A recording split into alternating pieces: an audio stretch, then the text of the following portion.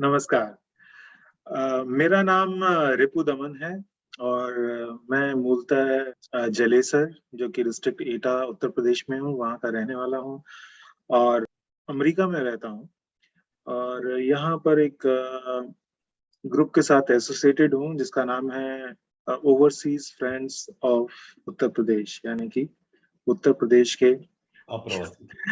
अप्रवासी भारतीय। वहाँ के लोगों से वहाँ के पूरे एनवायरनमेंट से, चाहे सोशल हो पॉलिटिकल हो, से कनेक्टेड रहें। नीरज जी नमस्कार। नमस्कार रिपू भाई। आप? कैसे हैं आप? बढ़िया हूँ। आपका बहुत बहुत धन्यवाद कि आपने मुझे जो है इस चर्चा के लिए आमंत्रित किया। नीरज जी, मूलतः आप उत्तर प्रदेश में कहाँ के रहने वाले हैं? वो पूर्वी उत्तर प्रदेश में, उत्तर प्रदेश और बिहार का बॉर्डर है, डिस्ट्रिक्ट है जिसको कुशीनगर बोलते हैं, भगवान बुद्ध की नगरी है। जी जी जी। वहाँ पे पडरौना करके एक टाउन है।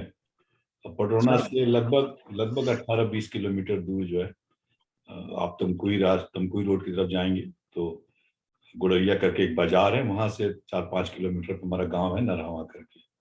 तो मेरा जन्म गांव में हुआ। उसके बाद हम लोग प्रयागराज चले आए। प्रयागराज में जो है मेरी सारी शिक्षा जो है वो लगभग प्राइमरी और अबव की शिक्षा जो है प्रयागराज में हुई। प्रयागराज में मैंने जो है मीरापुर करके एक मोहल्ला है जहाँ पर कि मेरा पूरा बचपन बीता। अभी जैसे मैं काफी कुछ सुन रहा हूँ कि प्राइवेटाइजेशन हो रहा है बहुत सारे सेक्टर्स में और उसका विरोध भी हो रहा है अपोजिशन की तरफ से, अपोजिशन पार्टी पूरे भारत में ही हो रहा है, केवल यूपी में नहीं। कि एयरलाइंस जो है वो प्राइवेट नहीं होनी चाहिए, या इंश्योरेंस सेक्टर वो प्राइवेट नहीं होना चाहिए, या इससे मिलती जुलती चीजें। मैं जैसे अमेरिका में जहाँ पे हम लोग रहते हैं, यहाँ पे तो कुछ भी प्राइवेट सरकारी नहीं है। चाहे वो हेल्थ केयर सिस्टम हो, चाहे वो रेलवेज हो, चाहे एयरलाइंस हो, इंश्योरेंस सेक्टर हो, सब कुछ प्राइवेट ही है। और it has become a capitalist country. तो आप इस बारे में बताइए कि जो लोग, मैं बहुत सारे ऐसे लोगों को भी जानता हूं जो कि उत्तर प्रदेश से हैं या भारत के अन्य प्रांतों से हैं, जो कि अमेरिका में अम, इन सब चीजों को चेरिश करते हैं, जो अमेरिका में जो सिस्टम है उसको चेरिश करते हैं और बहुत ही अच्छे तरीके से संपन्न है। लेकिन वही लोग भारत में निजीकरण के खिलाफ हैं। ऐसा क्यों है? कोई भी व्यक्ति सरकारी नौकरी क्यों करना चाहता है? अगर मेरा मेरे मेरे मित्र हैं, मैं बात करता हूँ उनसे सरकार में ही, और कई मित्र हैं जो कि सरकारी नौकरियों में भी हैं। अगर मैं किसी व्यक्ति को बोलूं कि आपको मैं 50,000 रुपये पर महीने की तनख्वाह में आपको प्राइवेट में देता हूँ, राइट, और उसको 20,000 की तनख्वाह अगर सरकारी में मिलती है, राइट, तो वो सरकारी नौकरी को ही चूज करता है। अभी भी हमारे यहाँ ऐसा मन में है लोगों के, राइट। उसके पीछे वजह क्या है? तो सरकार क्या ऑफर करती है जो कि प्राइवेट नहीं ऑफर करता है? और तो सरकार ऑफर करती है कि आपकी नौकरी नहीं जा सकती है, अब चाहे आप काम करें चाहे ना करें। ऐसा नहीं कह रहा हूँ सरकारी लोग काम नहीं करते, सरकार में बहुत काम होता है, लेकिन आप करें ना करें, बहुत सारे लोग नहीं भी काम करते, ये भी हम लोगों ने देखा है। हम लोग बैंक में गए हैं, हम लोग सरकारी बैंकों में गए, जाके देखा है किस तरीके से काम होता है।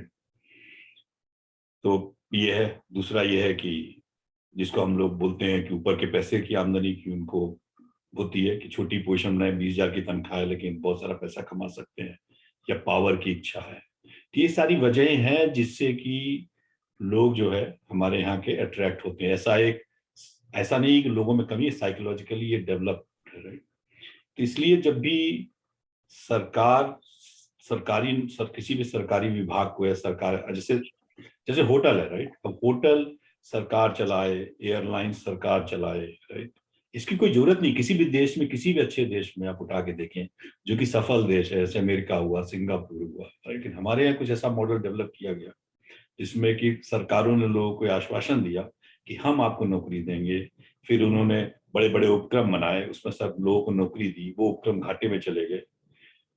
टैक्सेस का उतना कलेक्शन नहीं होता था, तो अल्टीमेटली देश और राज्य गरीब होते थे। तो इसलिए इसकी पृष्ठभूमि को समझना बहुत जरूरी है कि प्राइवेट खराब है और सरकारी अच्छा है, इसको चेंज करने की जरूरत है। क्योंकि आप जितना बोलेंगे कि सरकारी नौकरी, सरकार उतनी नौकरियां नहीं दे सकती है। सरकार 12 करोड़ लोगों को नौकरियां नहीं दे सकती है।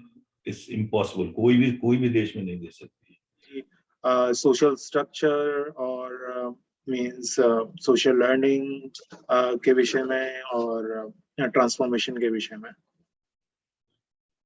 हाँ, तो मेरे ख्याल से आप सोशल ट्रांसफॉर्मेशन की बात करें तो जितना समाज में मेरे ख्याल से समृद्धि आती है, राइट, ओके, और जितना जो है आपका हमारे उत्तर प्रदेश के सोशल ट्रांसफॉर्मेशन में एक जाति की बहुत बड़ी भूमिका है एक्चुअली, राइट, ओके। तो आप शहरों में पाएंगे, तो शहरों में आप पाएंगे कि सोशल ट्रांसफॉर्मेशन काफी हुआ है, चेंज हुआ है, राइट। गांवों में अभी भी उत्तर प्रदेश में जातियों का बोलबाला है, राइट। और मैं ये कहूंगा कि जैसे जैसे आपका लॉ एंड ऑर्डर बेटर होगा, आपकी इंडस्ट्रीज आएंगी, आपके बिजनेसेस आएंगे, लोगों को सुविधाएं ज्यादा से ज्यादा मिलेंगी, पानी मिलेगा, बिजली मिलेगा, right. I think it's very closely tied with the social transformation actually. मतलब ये दोनों आपस में साथ साथ चलते हैं। सोशल ट्रांसफॉर्मेशन होता है तो डेवलपमेंट होता है, और डेवलपमेंट होता है तो सोशल ट्रांसफॉर्मेशन भी होता है साथ ही साथ, राइट। आप दिल्ली जैसी या बंबई जैसी जगहों पे जाके देखें, उत्तर प्रदेश के लोग जाते भी हैं, तो वहां पर आपको सोसाइटी में क्या कास्ट के बेस पे डिवाइड दिखता है? नहीं दिखता है। लेकिन वही लोग जब वापस आते हैं उत्तर प्रदेश, उनको अपने गांव में कास्ट बेस डिवाइड रहता है। तो आई बिलीव कि development is a instrument to bring a positive social transformation actually. That's what I believe.